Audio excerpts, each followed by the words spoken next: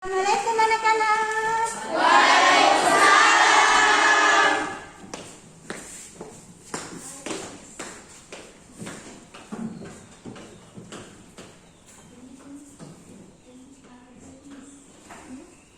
Bagaimana kabar anak-anak semua hari ini? Alhamdulillah baik, Bu. Buka masker ya, biar suaranya lebih terdengar. Ya, Bu. Masih ada yang ingat pelajaran kita yang lalu?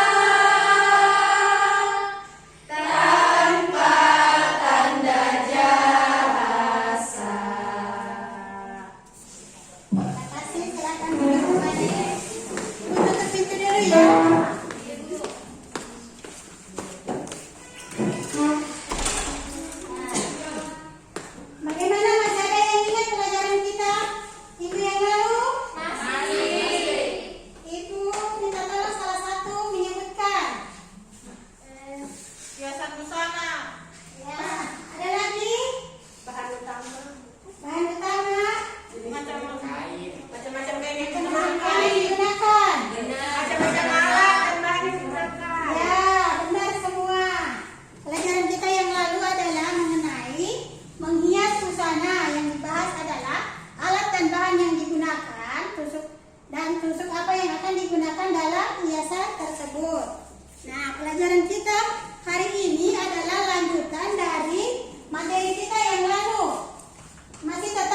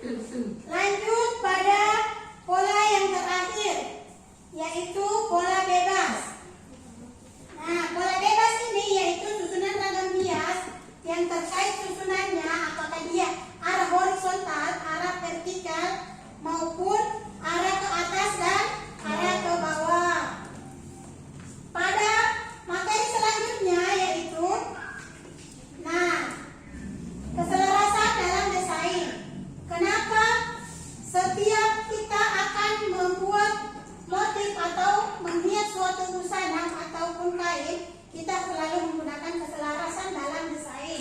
Karena keselarasan itu sangat perlu.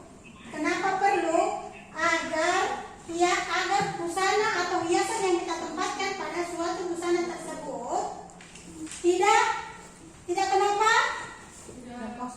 Tidak kosong dan memberi kesan indah pada suatu produk busana. Nah, keselarasan itu pun harus kita gunakan dan selalu menerapkan keseimbangan. Keseimbangan itu yang pertama adalah, silakan tampilkan gambarnya. Nah, ini masih dari keselarasan dijelaskan ya. Yang pertama yaitu hiasan yang digunakan tidak boleh berlebihan. Karena apabila hiasan yang digunakan dalam suatu busana itu berlebihan, maka busana yang kita gunakan akan terlihat norak dan tidak enak saat dipandang oleh orang lain. Nah, karena terlalu ramai. Akhirnya pandangan mata itu seakan-akan full. Semua motif di bajunya atau di roknya. Yang kedua yaitu hiasan yang digunakan disesuaikan dengan struktur benda yang dihias. Misalnya seperti itu sudah ditampilkan pada gambar tadi, hiasan yang digunakan, misalnya kita menempatkan hiasan pada saku. Janganlah kita menempatkan hiasan yang melebihi dari saku tersebut.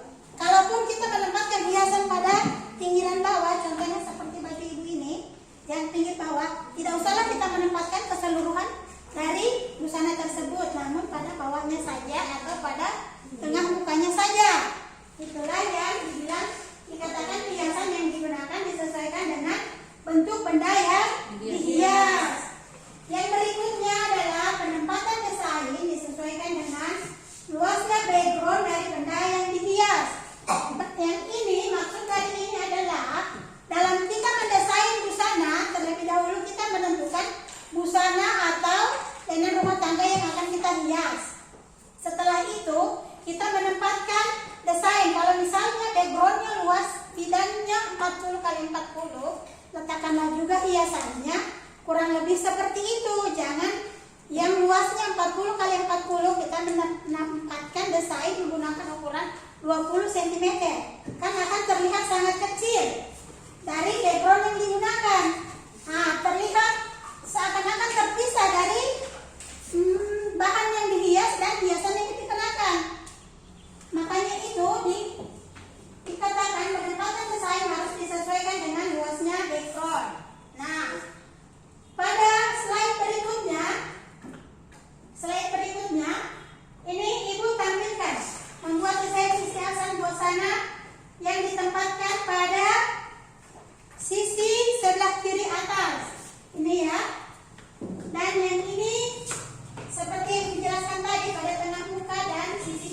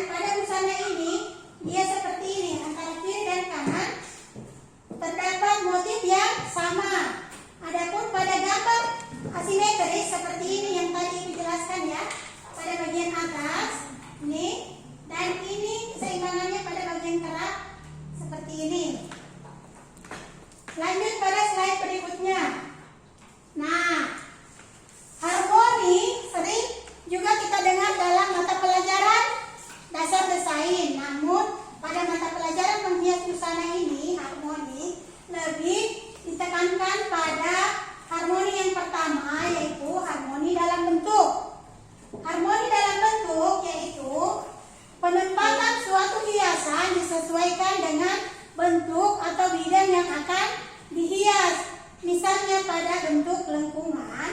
Lengkungan biasa pada kerah rebab. Pada kerah rebab seperti ini ya. Hiasan ditempatkan mengikuti bentuk lengkung dari benda tersebut yang akan dihias seperti ini. Nah, pada gambar ini juga pada gambar segi apa ini bentuk R ya. Hiasan juga diletakkan pada sekeliling benda yang akan dihias atau pada bentuk U. Bentuk U biasanya diletakkan seperti ini. Nah, ini yang dikatakan harmoni dalam bentuk. Yang dikatakan harmoni dalam bentuk. Selanjutnya yaitu harmoni dalam ukuran. Harmoni dalam ukuran seperti terdapat pada gambar yang ini ya. Nah, pada leher suatu busana harmoni dalam ukuran diletakkan seperti ini. Dia membentuk dan mengikuti dari leher suatu produk busana yang kita gunakan. Selanjutnya slide berikutnya tolong ditampilkan ya. Yang ini adalah harmoni dalam Tekstur dan siapa yang bisa membantu? Harmoni dalam tekstur. Yang ini ya, harmoni dalam tekstur. Harmoni dalam tekstur yaitu mengidentifikasi permukaan suatu bahan dengan cara meraba. Terlebih dahulu kita meraba dari bahan yang akan dihias.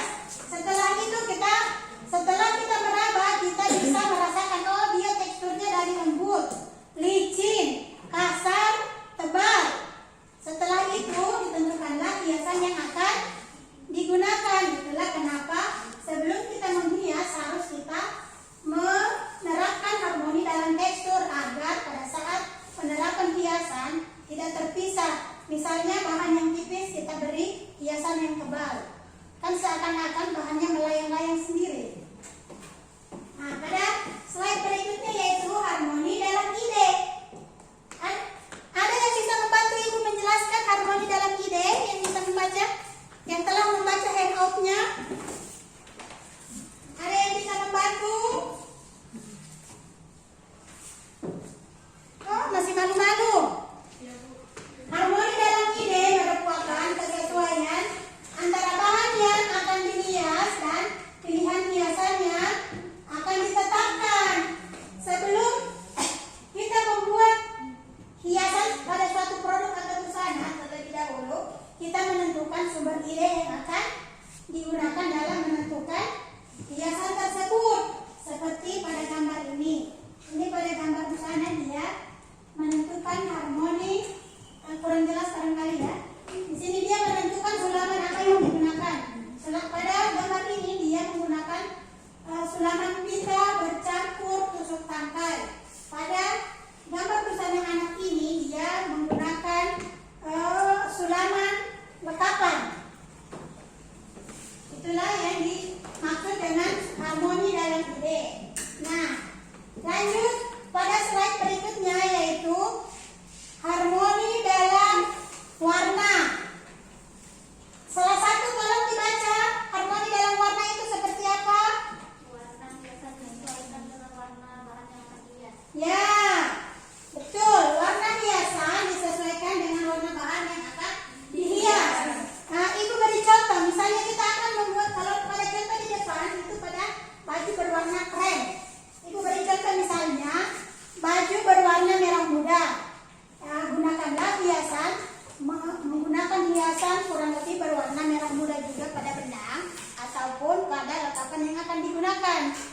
Janganlah kita menggunakan bahannya berwarna pink, menggunakan benang berwarna hitam.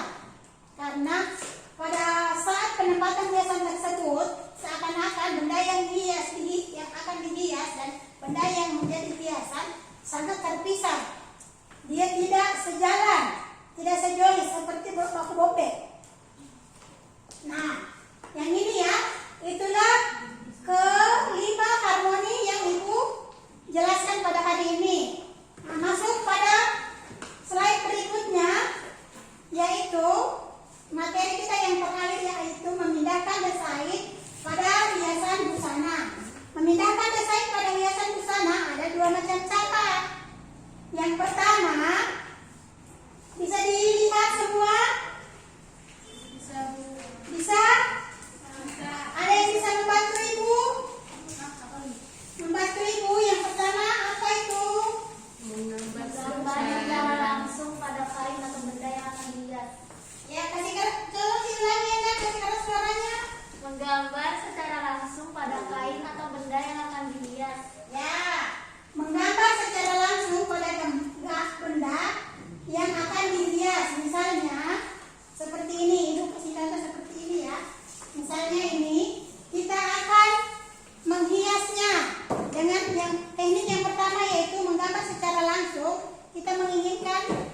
seperti kembang. Kita akan menggambar secara langsung pada permukaannya seperti ini. Ya, menggambar dengan menggunakan pensil ya.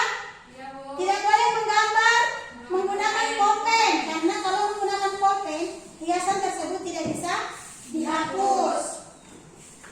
Nah, pada saat menggambar seperti ini menggunakan pensil, penekanan pensil harus lebih keras agar pada saat terjadi gesekan, motif tersebut tidak terhapus.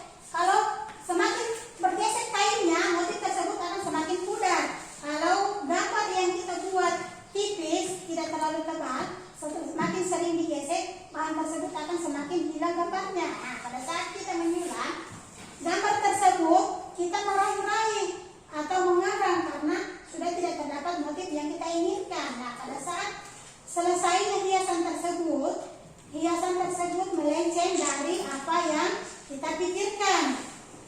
Yang kedua yaitu menjiplak dengan menggunakan, kalau menjiplak ibu sudah jelaskan minggu lalu menggunakan apa?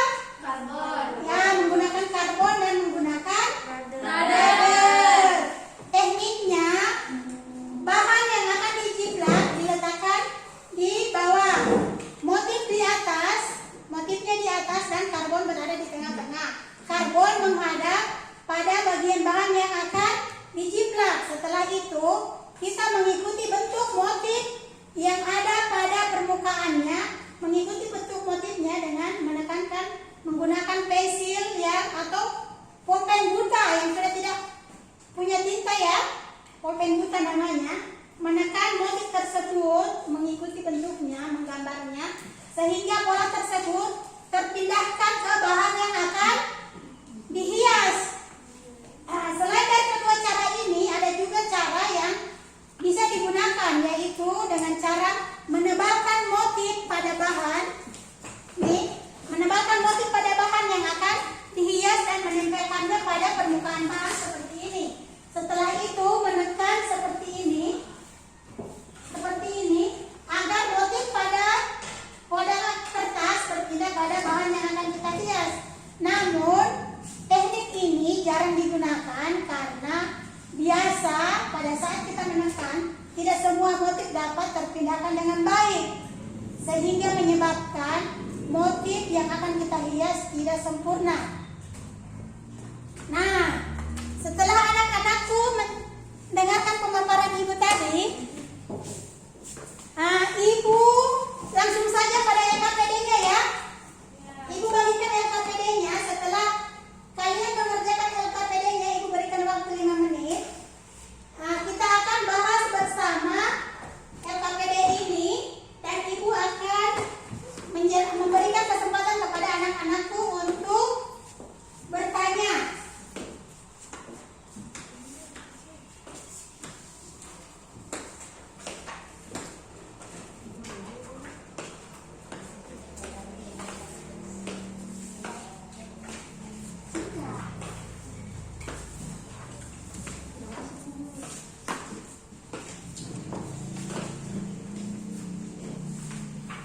Silakan ibu ke LKPD-nya sambil ibu menampilkan di depan ya LKPD yang dimaksud.